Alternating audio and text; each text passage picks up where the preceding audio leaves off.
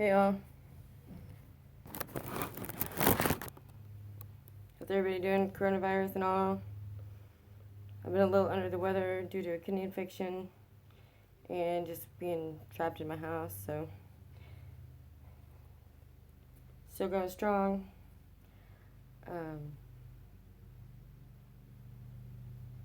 Feeling a little anxious today. The great news is got my blog up and going. Check out beyondtheborderline.net. Very proud of it. I still got more to add to it, but it is up and going.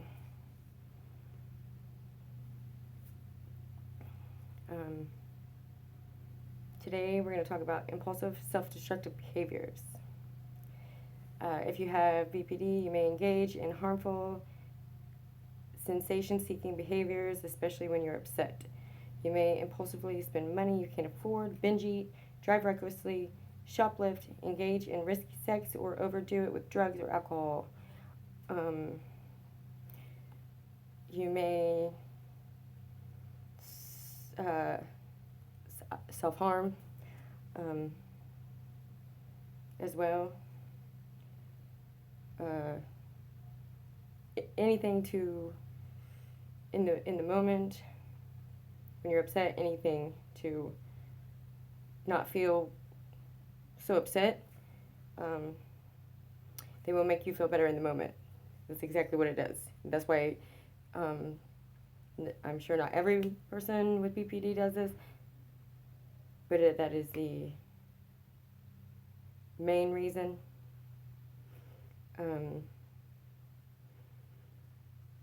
That's why I do it. I don't self-harm anymore. It's been a long time since I have. A long time, last summer, like 6 months ago, like really self-harm.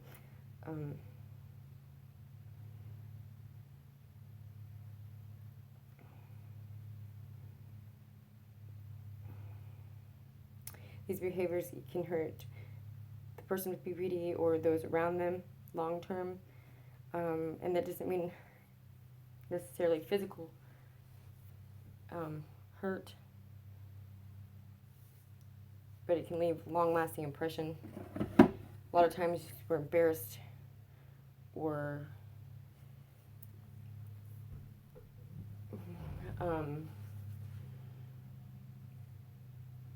feel worse about ourselves afterwards.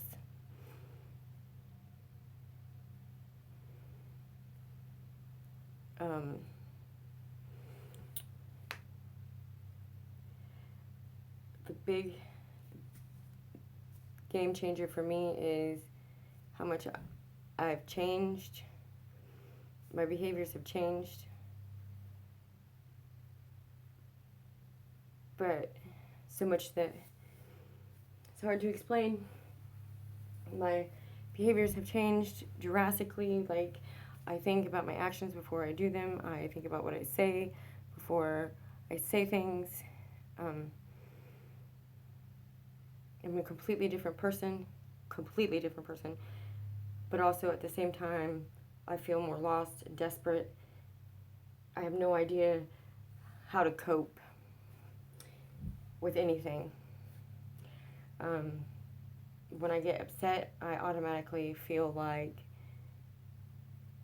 I can't do this anymore. And those are the words that actually come out of my mouth on repeat, and I just feel hopeless and helpless. And sometimes it's a scary place to be because I don't know where else to go. I don't know where else to turn. I don't know who to turn to. I don't trust anybody in these moments. I am alone. Even knowing that I do have a great therapy team and I do have my favorite person, in these moments, I have no one. So it's very, very, very hard for me to adjust to these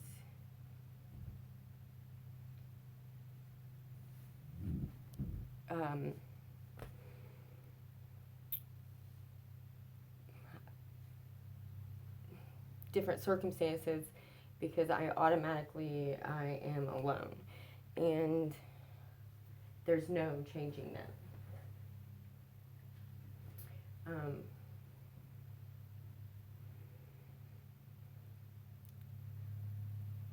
Before the diagnosis, before all the information, I would just react to whatever situation, however it popped into my head, and that was my normal.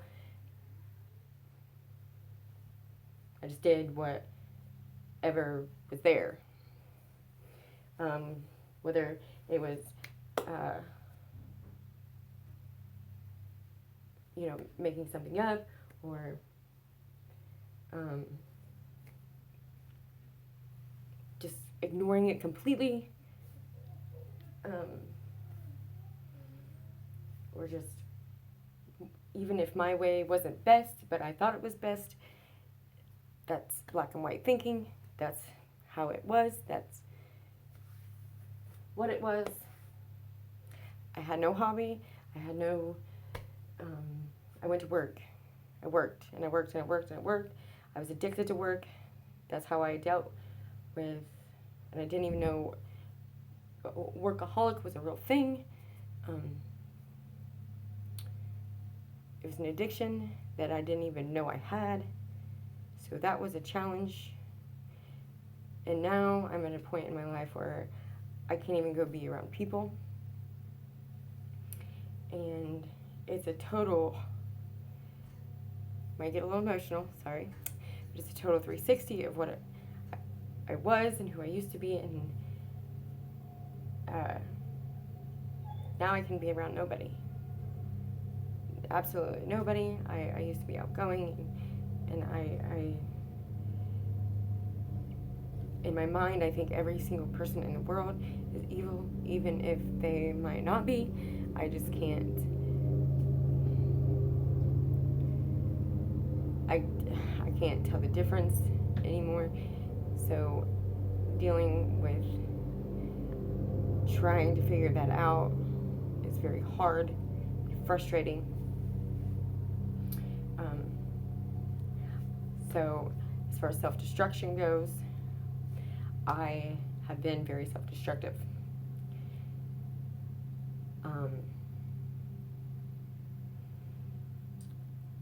To go back to the beginning, I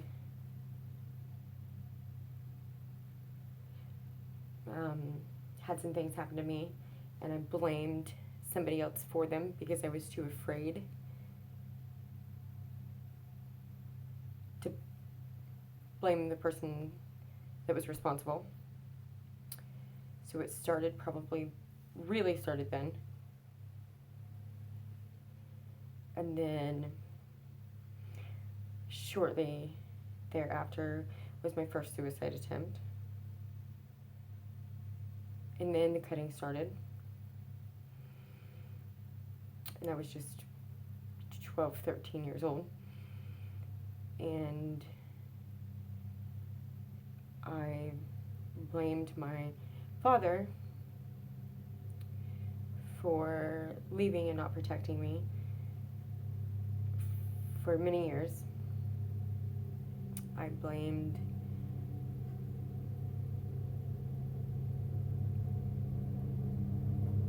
him for not loving me.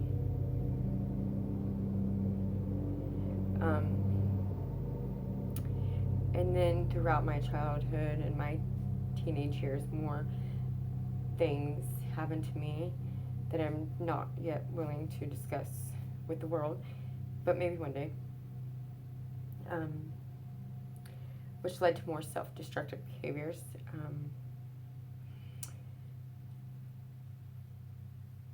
And I was, I guess you could say, promiscuous. I believe that that's how I got attention and love, but that was not the case. I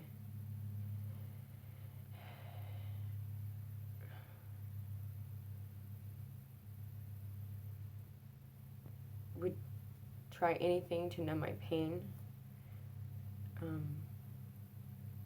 I liked alcohol a lot. I skipped a lot of school and drank a lot of beer. At one point in time, I could probably drink more beer than 5 grown alcoholics, men, beer gut and all, put together at one time.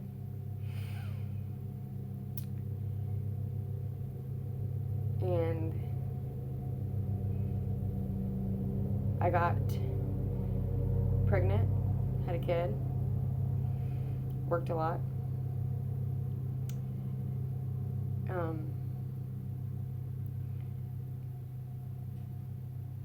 And I need to back up because, I'm forgetting suicide attempts.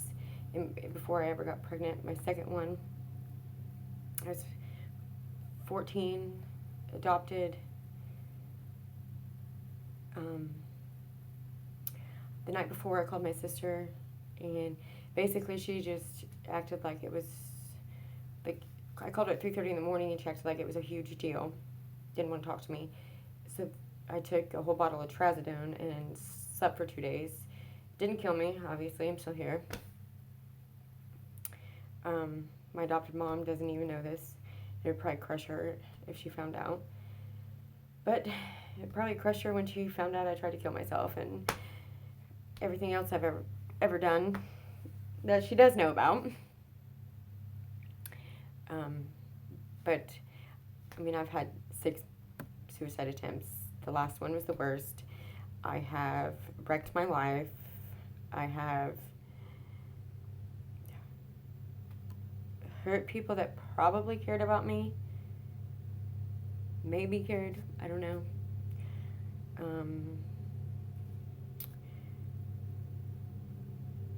I have done some really stupid things for attention. I have just to be liked. I have hurt myself in many, many ways. I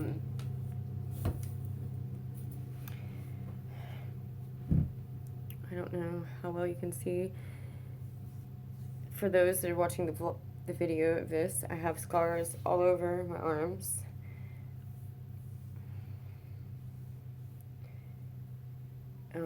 All over my legs.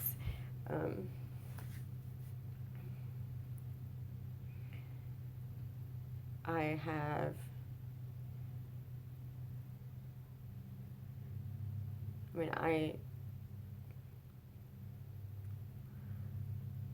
if ever anybody was my friend, because they were truly, honestly my friend, which I don't know if I've ever had anybody like that, but I've lost them all.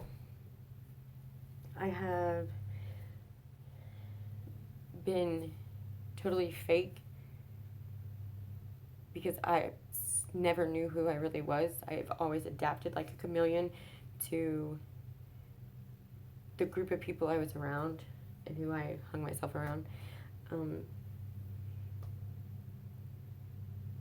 Still to this day, I'm still trying to figure out what I like and who I'm about. And not run. I'm a runner. If shit gets hard and I can't handle it, I run. So there's been many times since I've started therapy that, and got an actual diagnosis and all this since September, that I have wanted to head for the hills, but I have stayed the course.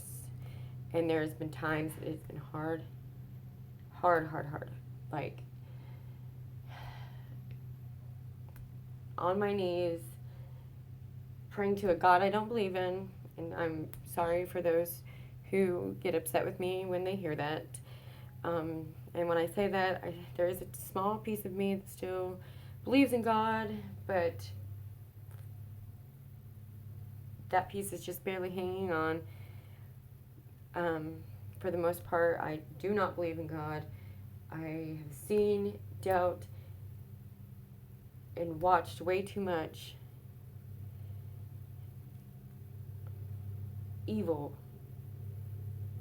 to believe in a God or a devil. I don't really believe in either one. Even last night, though, is a prime example. I prayed to a God I don't believe in, begging for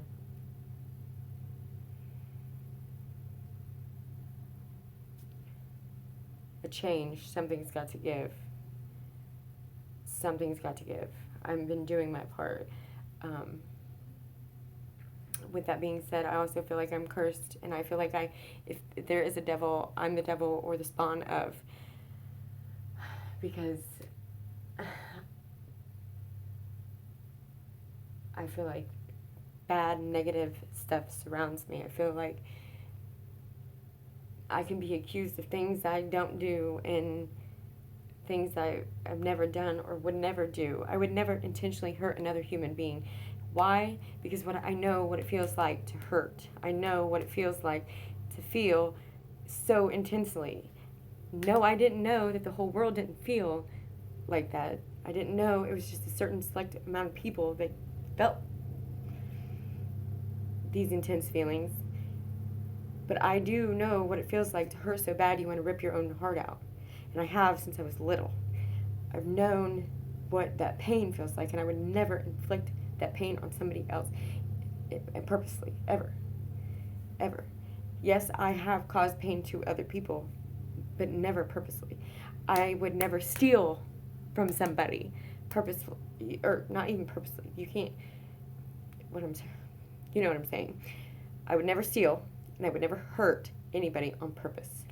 And it's just, I feel like bad news just follows me around, and I'm cursed, and I curse the people around me, and bad things happen to people around me because I'm around, and I feel like I'm no good, and most of the time I feel like I'm just better off leaving everybody alone.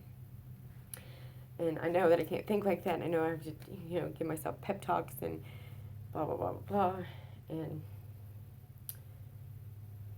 it's hard. It's hard to convince yourself of something you don't yet believe. And, sometimes sticky notes on mirrors and reminders here and there and everywhere of who you are, who your therapist says you are, and who, this team of people say you are, and how you're important, and how you've got to keep moving forward, because most days I don't believe yet. I don't see the good in me yet. I don't know what my purpose here is for, because I don't know it yet. So, that's the reason I've started a vlog and a podcast and, my blog and trying to reach out, trying to make a difference. I just want to make a difference. I want to know that there is purpose out here, that you do have a purpose. You're not going to change the world, but if you can just let one person know, or there's that little girl that you were all them years ago that was alone and afraid and scared, and let that person know that she's not alone, and maybe that person can get help or find help or reach out now, so she isn't 32 years old struggling to find out what real life is, so she can wake up and have a life for the first time and know what it's like to be born for the first time and cherish a life for the first time. And it's not a fight for her.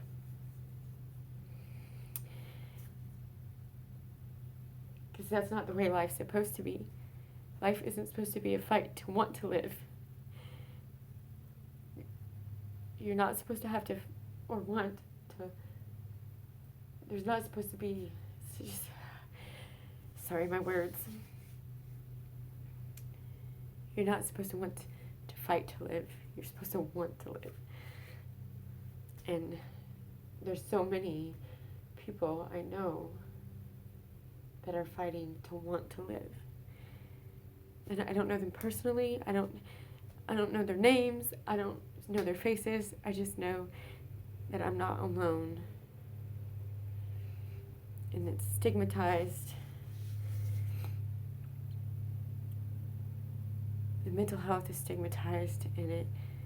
And you know, BPD, you know, our self-destructive behaviors is one of the things we're criticized for, and we're no good because we're self-destructive. But that's a lie too. Just because we're self-destructive, we're not. If we're self-destructive, we're hurting ourselves. That is the biggest cry for help, if I've ever heard of one. We're not intentionally hurting you if we're self-destructive. We're falling apart, and this is the only way we know how to live. And if you really care about somebody and they're having self-destructive behaviors, take it upon yourself. Take it from me, wishing that somebody that's cared about me, supposedly, would have just took me, held me, and said, hey, let's go get you some help, instead of abandoning me and leaving me the way they did. All right, that's all for today. Have a great day, and I'll probably post another video tomorrow or another podcast. Thanks.